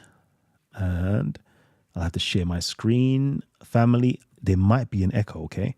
Let's see if I can I just mute my mic? Let's just see. Cool. Testing. Which one do I need to mute? I mean, basically Romans 10:9 is the basis of Christian faith. If you go against it, then you're not a Christian. Okay? All right, cool. It might be, can I just get you to mute your mic because I'm going to be echoing if I'm talking. Let's see. Where are we? Romans 9, 10:9. Let's share this screen with the family. Hopefully it comes up perfectly. And it says here that if thou shalt confess with thy mouth the Lord Jesus, and shalt believe in thy heart that God hath raised him from the dead, thou shalt be saved. Okay? So, you don't believe that God raised Jesus from the dead. So you're saying this is the major point. No. Exactly. The whole thing, the whole verse. Yeah. The whole verse. Cool. Exactly. Yeah. All right. Callum. Yeah. Can I read something out? Yeah. Yeah. Go ahead. This is coming from Al Tabari, the Ancient Kingdoms. This is talking about Isa alayhi salam. According to Ibn Humayd, from Ibn Ishaq, an impeccable authority, Wahab bin Munabbih al-Yamani said, Allah allowed Jesus, the son of Mary, to die at 3 o'clock in the day. Then he took him unto himself. This is a hadith. This is a narration coming from Tabri, a tafsir, shall I say? Yeah, and for FYI for all those who don't know, again, this is not accepted by all sects. We don't accept Ibn Ishaq over here. Ibn Ishaq is not an authority. No. Tabari. Wait. Hold on, bro. You already made your statement. I'm not knocking nothing you saying. Everything you saying. Like, if they want to believe it, let them believe it. All I'm saying is you can't just throw that out there like that. You know that's what everybody accepts. Tabari is? Do you know who he is? Of course, I know who Tabari is, man. So you see the tafsir on the Quran. Oh, you said Ibn Ishaq. No, that's where the narrative. That's where the ultimate narrative comes from. But he transmitted this hadith. So from Tabari. Yeah, he transmitted the tafsir. So what I want to know is, do you know about Tabari? Do you know about him? Tabari is accepted What's his mainly full in name? What's his full amongst. name? I'm not playing that game with you, bro. I Alright, know cool. Tabari. He I know is Tabari. listen. All right. So You look, see hold through on. the I know tafsir, Tabari. Hold on. I every know Tabari. tafsir I know that Tabari. you get But from that the I know Quran, Tabari. Hold from on. But Ibn there's other source. Kathir, There's other sources out there all the that have other to be put out scholars. there. So now Yeah, we're getting gonna their talk about tafsir. Islamic scholarship. That we're gonna have to talk Listen, about all of these listen, scholars that are. No, you listen. You my listen. brother. You All the listen, my brother. tafsirs, No, hold all on. the Fall back. tafsirs You you get already from the made your Quran statement. ultimately come You from can't At-Tabari. rob the mic and be a bully. Don't be a bully, I'm Mike. not trying to be a Don't be a bully. bully, Mike. Don't just I feel then. So pressured. fall back. No, you ain't throwing no pressure. You trying to be a You bully. are, man. You're That's that pressured. Yo, why demon are you side. wounding up too You know what I'm much? You're saying? like a hyena, man. You feeling a little froggy over there. Just relax. No. We're I'm gonna get feeling there. cool, bro. Like I'm feeling jiggy, bro. they go ahead and widen in a tornado of peace and patience, my brother. What I want Let's to get know some is if discipline, you because I'm gonna can't show sit you on some him, discipline over here. This is you don't need RGY. to We're gonna take from represent this him, thing. but you can't So say, look, I'm gonna just say this he's crap or all whatever. as an You know where FYI, he's this getting brother's his being rude. You want tafsirs to be a from.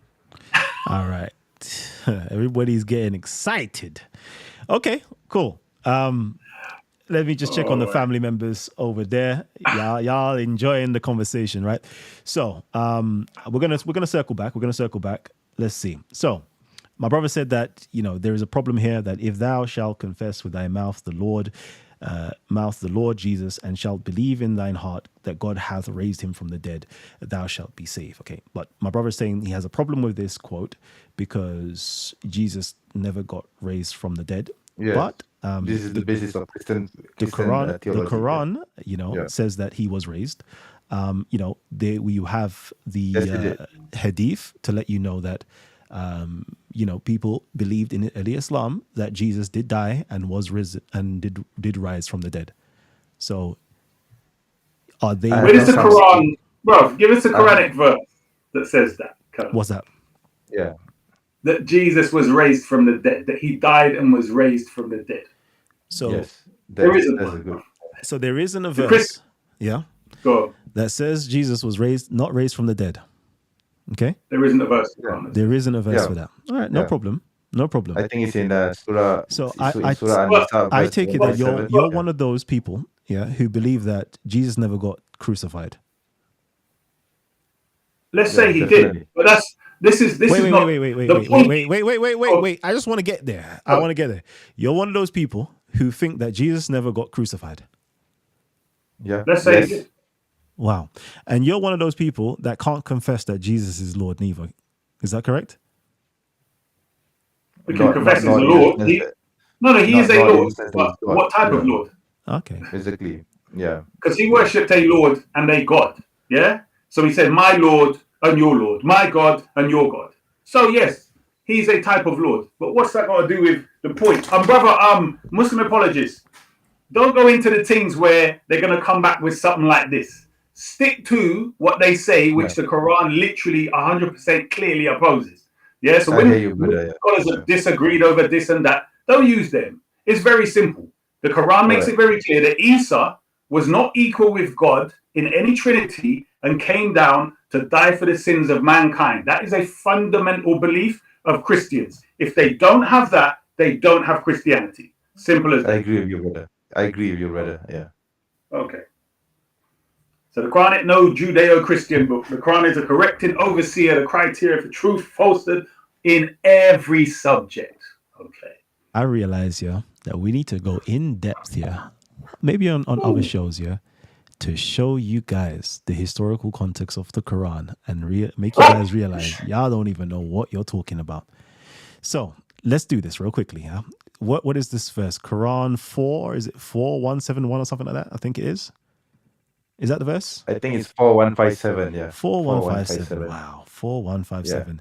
Let's go to the Corpus Quran. I have that memorized. I have the number memorized. 4157. Oh my God. Do you know, I don't even want to even do this because this has been done and dealt with so many times. Okay, cool.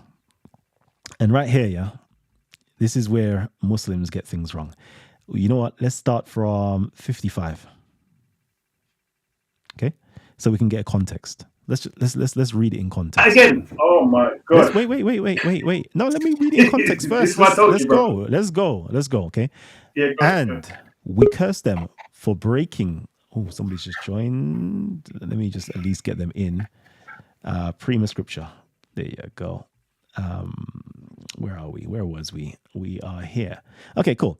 And we curse them for their breaking of the covenant and their disbelief in the signs of Allah and their killing of the prophets without right. And they're saying our hearts are wrapped. Rather, Allah has sealed them because of their disbelief. So they believe not except for a few. Cool. Let's keep on going. And for their disbelief and their sayings against Mary, a great slander. Who are we talking about here? Just so we know real quickly. Oh, the Yahud. Okay, so the Yahud. Okay, cool. The Jews. Yeah, cool. Good. So Prima scripture, yeah. People like prima scripture. Okay. And for their saying, indeed, we have killed the Messiah, Jesus, the son of Mary, the messenger of Allah. And they did not kill him, nor did they crucify him, but was, I don't like this whole Sahih International doing stuff there, but it appeared. Go to the word for word, brother. Yeah. All right, go to the word for word. We'll go here. Just to make it easy. But it appeared so unto them. Oh. And lo, those who disagree concerning it are in doubt thereof. They have no knowledge thereof, save pursuit of a conjecture. They slew him not for certain. Okay? And it says here, rather, Allah raised him to himself, and ever is Allah exalted in might and wise. Now, this is how, as I said, if you read stuff via a historical lens, you come to a completely different understanding, right, than what Muslims come to. Because Muslims, they haven't read the Bible, they haven't read history, and they're interpreting the Quran via the lens of traditions that their scholars have given them. Because, let me see your exegesis on this verse. I would like to hear my Muslims' exegesis on this verse. Go ahead. Tell me. Explain this verse to me. What does it mean? Very simple. So, what we have here is speaking about those Yahuds who boasted. And as you said, you might say most Muslims, especially non-converts, do not know history or haven't studied history or the Bible, but I've done both. So I've come at it from so many different angles, as you know. Now, what we have here is it's saying that the Jews in specifics made a claim that they boasted killing the Messiah. They didn't kill him, nor did they crucify him. But it was made to look like they did. Yes? Very simple. So obviously, even the followers of the Messiah would have thought he was killed. Yes? So not just the Jews thought that, but other people thought that too. Yes? I'm not saying yes for that. I think that's completely wrong. Okay. Yeah. Go ahead. You think that's wrong? Yeah.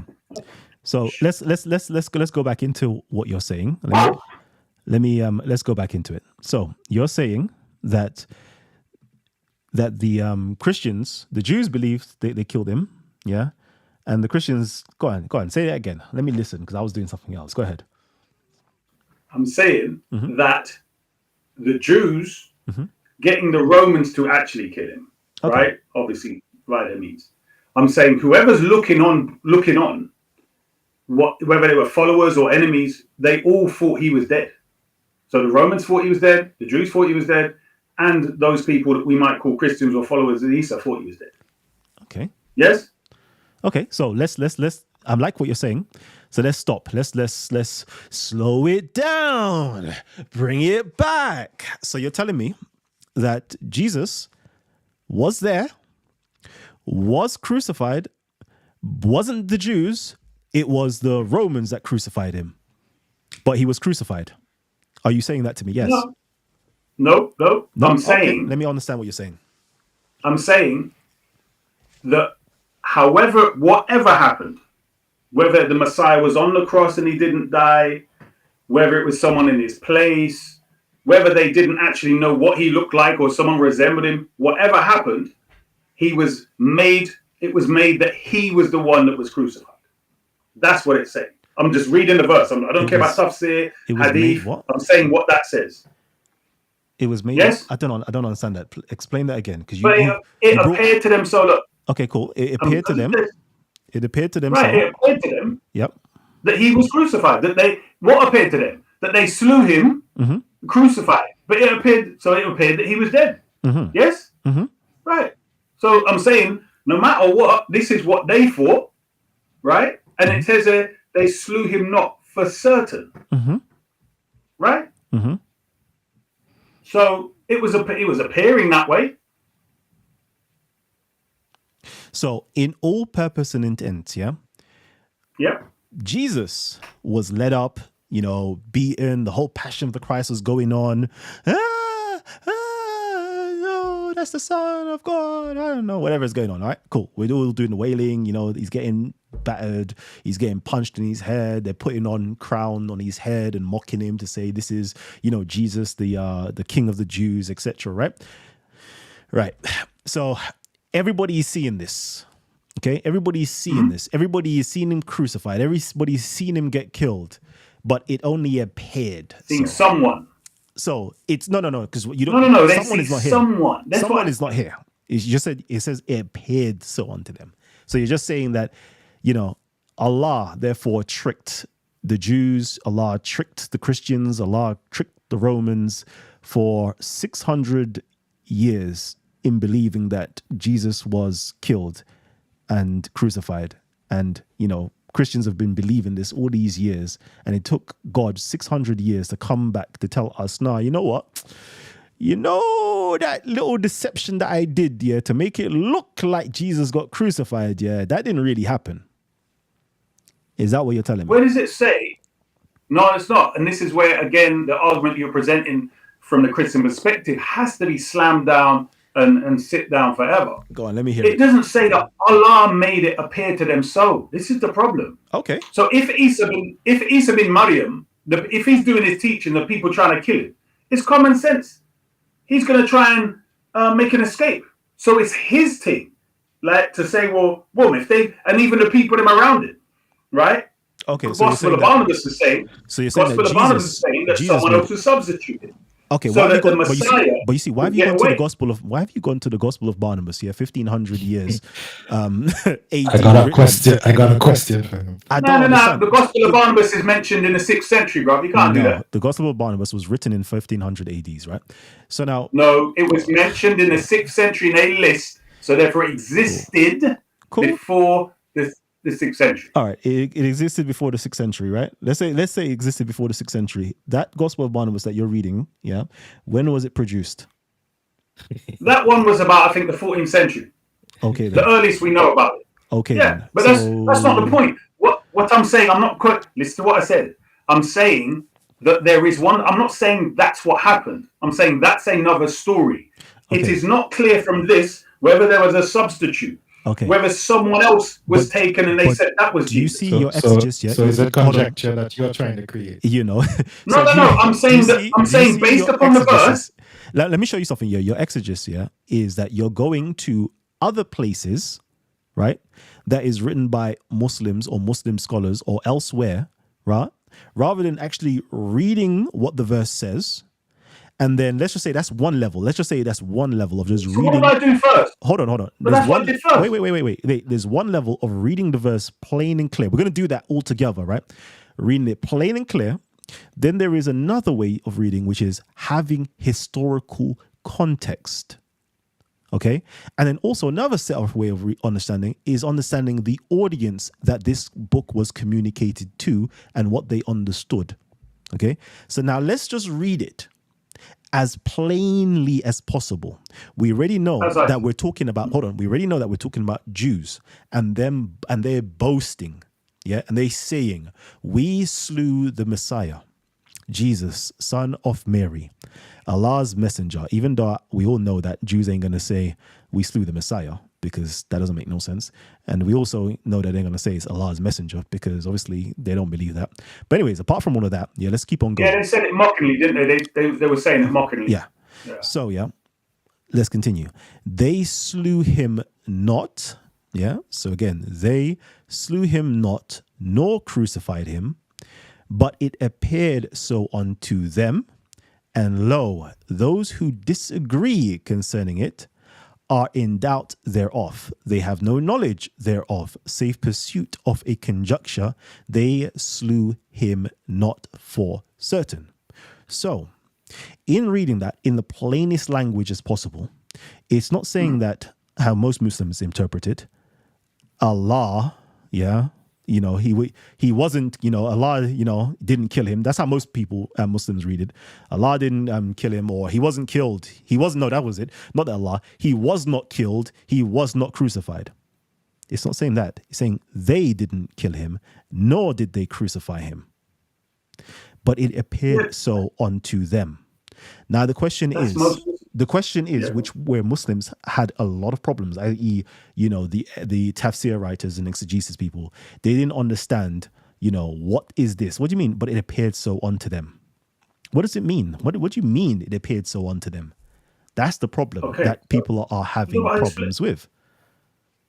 It's very simple. Go ahead. If a person is being pursued and chased, they're a leader of a movement. There are many other people called Jesus been this, Jesus been that, who were leading a revolution. There was Maccabees. There was all kind of different messianic characters that were fighting the Romans. Okay, and then you had the coon Jews that were selling out and supporting the opposition against them. Okay, so when he's being pursued, it's obvious if you can fake your death and move on, do so. It's pretty straightforward. If they believe they've got somebody, what's the big deal? Yeah, go ahead. Can I answer a question based on just what you said? Yes, go ahead. All right, cool. All right, since you said you read the history and that's your version of it, right? In terms of the biblical narrative, could you tell me what happened a week before Jesus was crucified on the cross? A week before? Mm-hmm. A long time when I read that. If you're saying it, you tell me. I don't remember no week before. Right, cool. So a week before Jesus dies, he rides into Jerusalem on a donkey. Right? Okay, go on. And everybody, all the women begins to recite, a particular verse from the Torah. And the whole of Jerusalem now announces him as the son of David, right?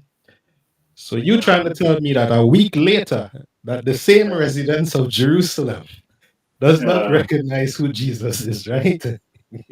No, bro. Oh my gosh. I'm using your logic because you said he could have done something and whatever trickery. My point is, right? If a week before he rides in on a donkey, and shouting Hosanna, son of David, king, and you're telling me that a week later nobody can recognize somebody who is different on the cross? Bruv. All right, let me explain something to you. You think they had binoculars? You think those people were close to the people on the cross? You think you could come around them? The Romans would chop you up, bruv. So whoever they put on the cross, how are you going to know from that distance? Especially if his face is covered in blood. And bruv, stop it. This is easy. That's an easy response. Okay? Hold on. Wait. Go ahead. Yeah, go ahead. By the time you get there, bruh, if it's true, the way that they're whipping up man and all kind of thing. But not just that. I mean, the point is they're told this is a Messiah, right? They then carry him away. Okay, they're not. Them Romans then asking quick. Let me make sure. Let me see the photograph print. Let me give you a finger. They ain't got none of that. This is who they say the Messiah is. They're taking him up there. The Jews are running them out. They take them away. You think the followers can get close to him? No, they have to stay back there. So wherever they put them on a cross. The point is that what we're discussing, what the Quran says, and it was made to appear to them so. There's going to be differences between the Bible and the Quran, and this is exactly what we're proving. Is that they're not on the same thing and not saying the same thing as Kalam was trying to say. So I don't know why you're even bringing that point up. Well, it's confirming. Well, it's confirming our version of it that the Quran, textually, does not get any connection to the Bible. Correct. Well, all right, bruv. Then me and you agree against Kalam. Bruv, come on, man. Why you bring no. Kalam was just questioning. Your understanding of the text when you brought it up and said that no, I didn't bring it up. That Christ wasn't crucified. No, brother. I didn't bring it up. Hold on. No, Yeah. I did. The other brother brought it up, and I told him, don't bring up any texts in which there are difference of opinion, even amongst Muslim scholars. I said, bring up things which every Muslim in general agrees. So, for instance, that Isa is a God as we're in a trinity with Allah and the Holy Spirit, and that his purpose was to come to earth and die on the cross. I said, that's a fundamental of Christianity. Just stick to that. The Muslim brother, Muslim apologist agreed, and that's it. Then Kalam brought this because he knows he can create a little ruffle of the feathers and he can deal with some of the other Muslims that don't know stuff out there.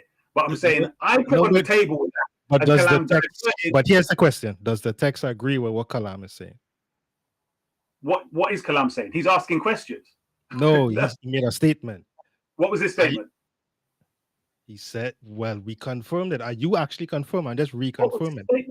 What was his statement? That Jesus didn't die." No, he said he did die. See, you got it wrong. What? No, from the Quran. When you were saying, yeah, he's saying from the Quran. Right. Hold on. He's saying that Jesus, according to the Quran, did die and was resurrected. Yeah. That's an apologist, brother, was saying no. I'm agreeing. So I just missaid the quote. But what I'm saying is that based on what the explanation that Kalam gave you of the ayah, is he incorrect? He's definitely incorrect, but not, bro. You have to remember what Kalam was saying. He's talking about most Muslims, and I agree. He's saying that they're not focusing on the fact that it specifically says. So, for instance, you should in Islam, you should always question as many angles as you can, so that you're certain in the center that that's the truth. So, what he's saying is, rather than just saying they, and it's anybody, Romans, whoever, it's talking specifically about, he was talking about in the verse before, which is the Jews. They said. So therefore it could be that someone else killed him. No, it can't. Not that it could be. Does the text say that? That's my question. Bro, you're not listening. Because listen to what I'm saying. You're not listening. Brother, wait. If it says that these specific people didn't kill him, does it mean someone else didn't kill him? Yes or no? No, don't try to run away from the question. No, that's his point. Why are you going to tell me run away? Bro, you're running because we got you cornered and I'm cooking. So my point is, bro, you cooking yourself. Right? Come out the fire. I hope you come out the fire. Listen, I literally got some curry on the fire right now while I'm dealing with you. I'm sure you have, and that thing there, you maybe need to eat because your brain cells need some energy, bro. You don't even. That's 3 times you got Kalam wrong. Here's my question again. All right, try it. What Kalam say? His interpretation of the text. Right? Was it incorrect based on I just said yes. It's incorrect according to the text. He said, number one, that with the brother, because the brother mentioned it, Kalam then opposed it and said about the Quran saying that Jesus was killed and was resurrected. Do you understand? With the third day thing. Right? Is that incorrect? That's my question. Based on what I just said yes, it's bruv. Yes, it's incorrect. Yes, it's incorrect. Yes, it's 3 times. From the text where it's incorrect then. Right. Well, Cam have to show you the next verse and I'll show you that. But, all right, there you go. I'll tell you there. I'll read it for you. I love the next verse because that's why I wanted to go. So let's go to the next brother. Hold on. They have no knowledge thereof, save pursuit of a conjecture. They slew him not for certain. Do you understand now? Right? He did not die in their hands. They didn't do nothing to him. No, that was right. That's what it's saying. It's the same day, right? The pronoun doesn't change, doesn't arbitrarily change, So we agree. The context, right? And the context of it doesn't change when it jumps to the other verse, right? It's still the same topic we're on who was saying that didn't do the actual killing, right? So go ahead. Go to the next text. I want to know this, from a Christian perspective, right? From a Christian perspective. And this is where Muslims get the conjecture because they don't know. They don't know in it. Okay? Yeah. I want to know this. Who put Jesus to death? Did anybody put Jesus to death, or what's the Christian understanding of it? Just quickly. The Christian understand. Well, Jesus came from the beginning and said that he came to die. Oh, wait. Does he say that no man could take my? What's it? No man could take my life. Was it? I lay wasn't it down. Pontius Pilate who put this to death. Wait, Now, Muslim apologists. No, I'm not asking who did the Hold on. Let's do this. Seems they want to play the going back to No, ancient wait. days. I want to go to the text. I don't know you were Let's go to the text. Let's go to the You text. don't want me to beat up you Christians. Hold on, wait. Let me just deal with it now. In the Garden of Gethsemane, Jesus was there praying about the cup of death passing from him, number one. Then when you go to the New Testament books, it said about Jesus who prayed and was heard. Okay? So these two together would let you know that he prayed for that cup of death to pass from him. And later on, it tells you his prayer was heard. Don't play with me, bro. Don't play with me. This is what I'm saying. Well, let me finish. You want to talk all the time? Well, let me respond. Finish nothing, brother. You're done at it. Right. So quote the text that you're talking about. What, my one? Yeah, the one you just quoted. You said that Jesus said what? What Jesus said? Lord. No, just paraphrase it. Hang on. Yeah. If this let this cup pass from me, that one or the other one? Yeah, that same one. Yeah. He was praying in the garden. Right. So you think Jesus is saying that he's trying to run away from dying, although he told them many times that he came to die, and he told his disciples that he was going to die. So what are you praying for? And who are you praying to if he's God? What are you praying for? No, listen. Here's my question. If in the chapters just before, Jesus tells the disciples, hey, we must now go up to Jerusalem, that this Son of Man must be killed. It just means your book full of contradictions. That's all it means. No, there's no contradiction. You trying to find a contradiction. So what I'm saying is, if he said that before, show me in that text now when he makes that statement, if he is talking about not doing the act. What? Did you not hear what I just said, or what's going on? Show me, interpret the text for me where you think he is saying when he says, if it be possible that let this cup pass from me. What do you think he is saying there? Yeah, the cup of death. Right. What are you? So, I mean, I've never. All right, let's run. I want to come back to your text, right? Let me just tell you what it means, right? So what Jesus is actually saying there is, he's talking with God and he's saying, listen, make sure that there's no other possibility but my. But what? No other possibility but my death. You can go back and read the Greek, no problem. Go back and read the Greek. Hold on. No. Oh, Lord. This is... Yeah. Lord, I said right. You is funny enough. I'm not funny. I'm using your same tactic. That's like how you would read. That's like how you would read the 157 and say, okay, no, Allah didn't kill him, and you have your own spin on it. Now, when I tell you my own, you tell me no, it's wrong. So then, who is right then? You see my point about the hypocrisy. Hold on. Listen. No. What I'm saying is, you get wait. You get to enjoy your interpretation of your scriptures, right? And then you come to me and tell me, you know what, Christian, you don't understand what you're talking about, right? I know. I study more than you. So wherever I tell he's not a scholar. He's not a scholar. He's a bully. He's a bully. Yeah, you gotta know the spirit. Call the spirit by the spirit. Call the spirit by the spirit. We know you. We see you. We see you. Yeah, you little bully. One more. Give me 10 seconds. Wait.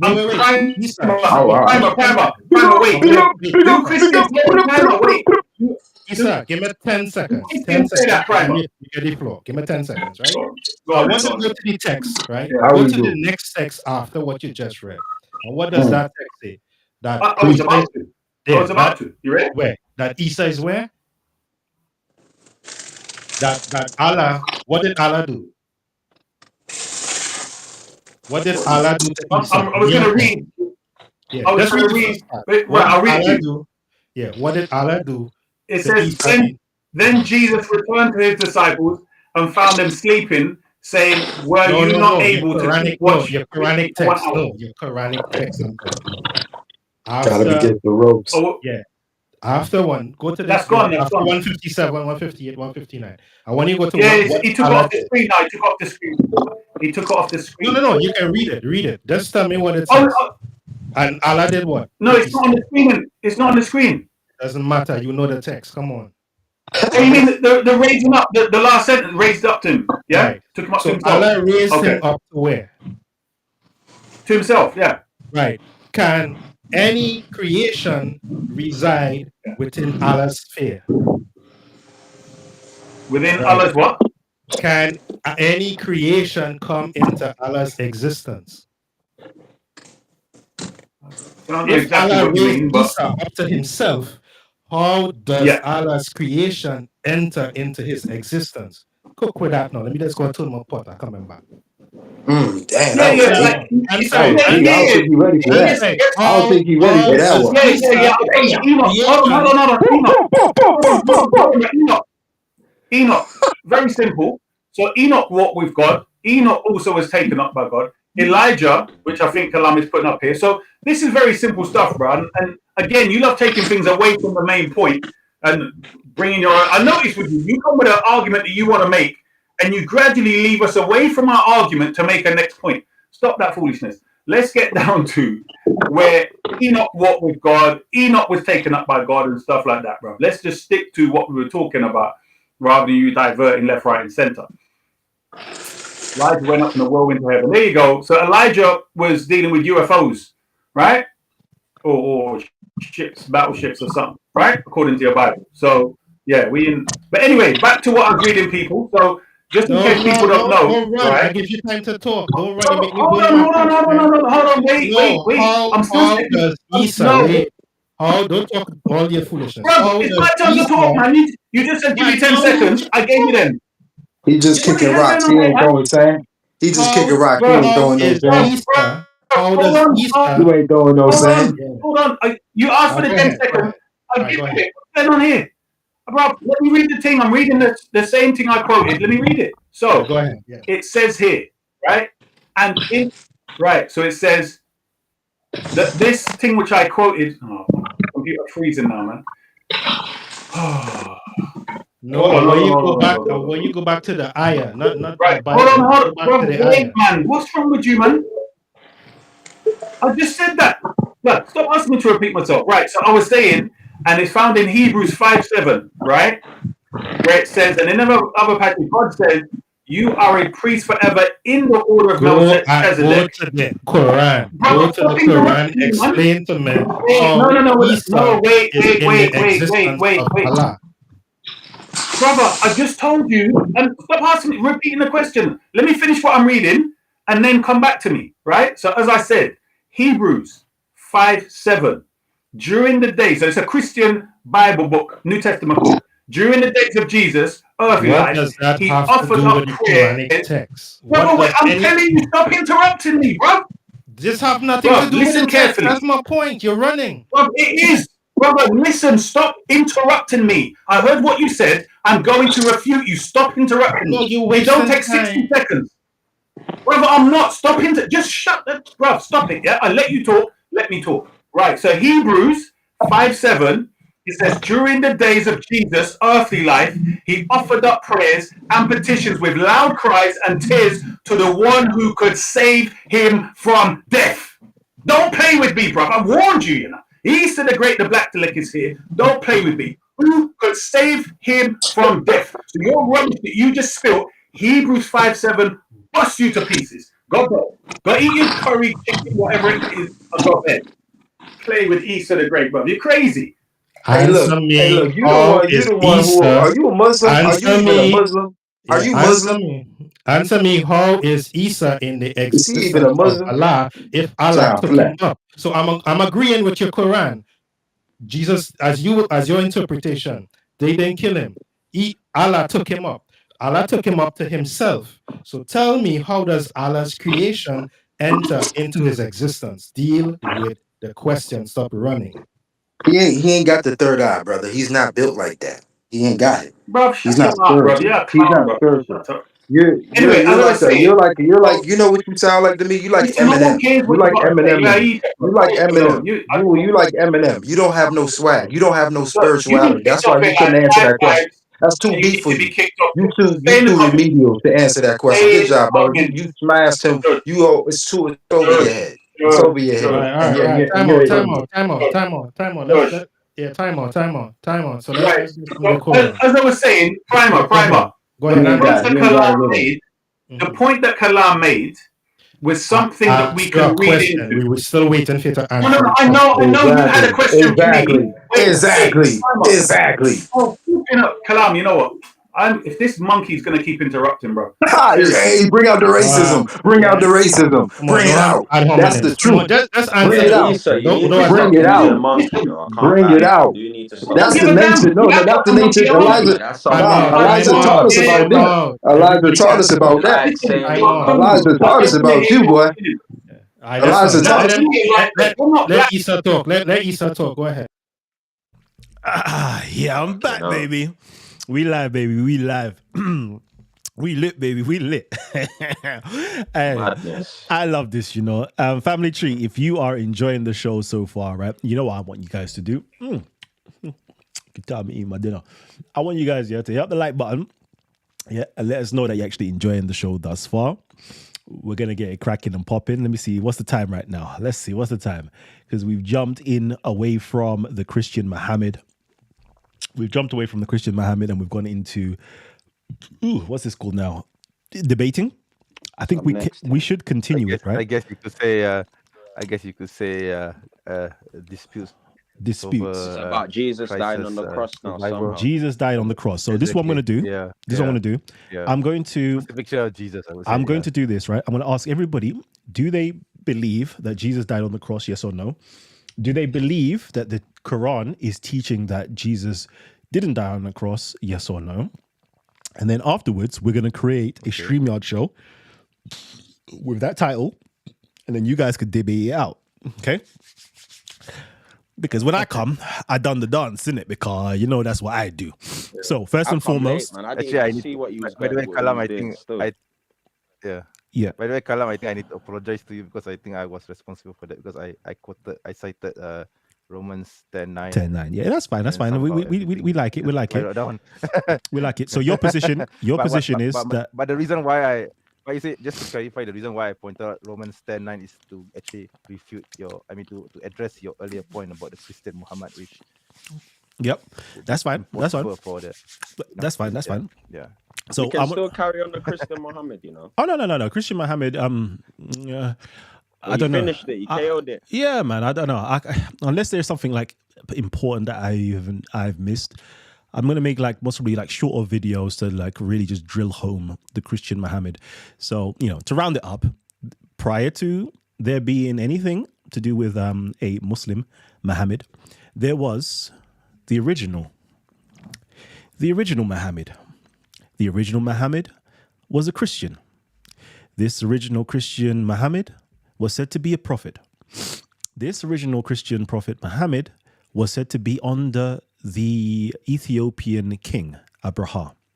This Ethiopian, I'm rounding up, okay? This Ethiopian king, Abraha, is said to have practiced or created a new religion for his country, for his domain, for the whole of Arabia. That was his plan. And he employed a propagandist, a preacher, a prophet, a teacher to carry out that mission of preaching and propagating this new religion to his realm. He made that prophet into a ruler of a particular area. He made that, and that area covered Mecca. He made that particular individual also a military leader to have military force and power as well. He also made that individual a propagandist to encourage people to make a Hajj or pilgrimage to his Kaaba itself. Okay, some people place that Kaaba in different places. Some people place it in Najran. Some people place it in Safar. Some people place it in Sana'a. These are different places that it's placed. Okay, so that's that. We also hear that. So we might even also postulate or ask the question, is it possible that these teachings of this Christian Muhammad, could it have been mixed up and mingled up in the compilation of the Quran as we have it today? Could his story be a template to tell the story of the Prophet Muhammad of Islam? Is this all possible? I guess we'll find out next time on Dragon Ball. No, this ain't Dragon Ball Z. Find out next time on Titans TV. Dun, dun, dun, dun, dun. So actually, no, you won't find out next time on Titans TV. We're going to find out next time when you guys do your own research and learn about this topic. And then we can have a real nice discussion and conversation on this. Okay? Because for now, you know, Kalam has showed you guys about the Ethiopian Arabia that you may have never known about before. Kalam has shown you about an Ethiopian king that ruled the whole of Arabia that you never knew about before. Kalam has shown you about an Ethiopian prophet, Christian prophet, that you may have never known about before. In fact, what I should really do is show you how this movement ties directly into the Quran, and we could see the remnants of this movement in the Quran. That would be interesting to do. It would be very interesting to do, because you guys will find out there is a deeper hidden layer inside of the Quran that has not been taught to you yet. You haven't been taught about the word of God or the spirit of truth visiting this Prophet Muhammad. You haven't been taught the angelic form. Then it goes down into a Nabi form. You haven't been taught this yet, you know? You know what's funny? That's what I wanted to conversate with you about, the angels. Yeah, so you haven't been taught this yet, okay? And when we do talk about it, we're going to be talking about it from what the scholars, I'm going to show you what the scholars, modern-day scholars, have found in the hidden layers of the Quran. And we're going to show you its Christian background, and we're going to show you all of these things, okay? But for now, I'm finished. I'm not even going to do any more on this Ethiopian series myself.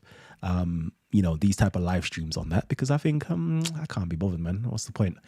But if those of you guys are actually interested, pay some money my way, and then we'll do some real shows on it. We'll do some real stuff. We'll do some real PDFs. You know, you'll have some real data points where if you want to debate Muslims on this topic, I'll give you the format of how to debate Muslims on it.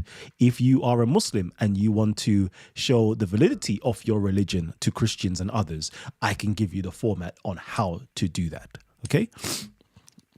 Over here, I'm completely neutral. I'm just a historian. I'm just telling you what academia has to say on the topic. I don't really care either way. But if you're a Muslim or Christian and you're invested one way or another, I can give you some real good information. Anyways, family tree. What I want to do after this particular show right now, okay, I want to continue on a StreamYard, and we're going to have the question of, did Jesus get, I don't know, did Jesus die in, well, no, I think the Quran is, I don't know. Anyway, so I would say the Quran is blatantly obvious that says that Jesus did die. You know, blessed the day I was born, blessed the day I'll die, and blessed the day I'll be raised again, or something like that. But anyways, let's not even do that. What should be the question? The question is, did Jesus die on the cross? Did Jesus die on the cross? Fair enough. Yeah? Yeah, I like that question. I like that. That's a good question. Okay. That's a good question. Did Jesus die on Please put that there. the cross? I'm just creating the show right now as we speak. Did Jesus die on the cross? We're going to make that a public video. When are you scheduling We're doing the show, it by the way? right now. Literally after this, okay? It's going live. Literally. Really? Yeah. It's 5 a.m. My end. No, never mind, I'll try and join if I can, all right? Okay. This stream must be scheduled for the future. Please. What, is it not 10:30? What? Schedule it. This stream is, today's 23rd, right? No, it's the 25th. There we go. 25th, 10:30.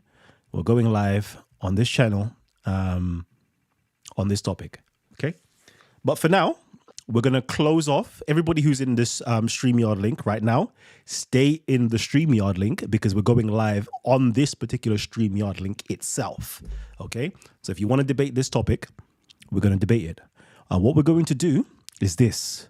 We're going to have a specific debate because I hate the chaotic debate. What does the Quran say? Looking at it from a plain view. I don't want to hear tafsirs. I don't want to hear commentary. I don't want to hear nothing like that. What does the plain reading of the Quran say? That's one. Then I want to know either the historic or the Judeo-Christian understanding of this verse. The Judeo-Christian understanding. So if you put on your Jewish Christian lens and hear this verse, because if you was in the time, I want you to pretend that you're in the time of this preacher talking about this topic, this prophet talking about this topic. And he says, and you're a Jew and you're a Christian in that time frame. And he says, Surah 4, verse 147, I believe it is, 157, sorry. And if he says Surah 4, 157, what do you believe he's saying to you? Okay? That's that. Then the third reading, I would like to know, is from the Islamic lens. And then we want to know your epistemology, your hermeneutics. We want to know, okay, where did you get that information from to make you believe that there was a second person, he substituted for a second person, or, I don't know, whatever your theory is, we want to know where you got that information from so we can understand that too. Okay. So that is how we're going to debate this topic.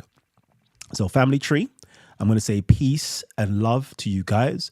I hope you actually let me read your comments. If I've tag Titans TV right now, quickly tag Titans TV. We've hit the 2-hour mark. Tag Titans TV. If you've got a question and you want me to read it out, I'm only going to skim through the comment section right now before I close it down. Esau, we should, Orthodox More says, Esau, we should debate this for the family on the clock and get Titans TV some views.